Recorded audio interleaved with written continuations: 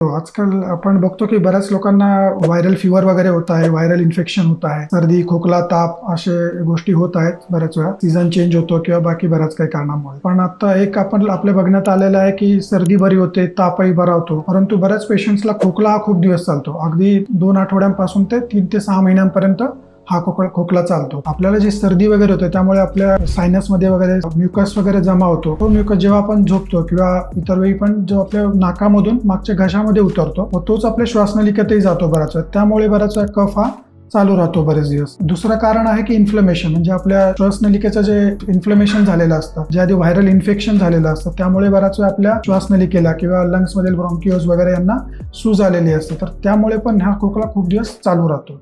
ही 2 महत्वाची कारणे आहेत.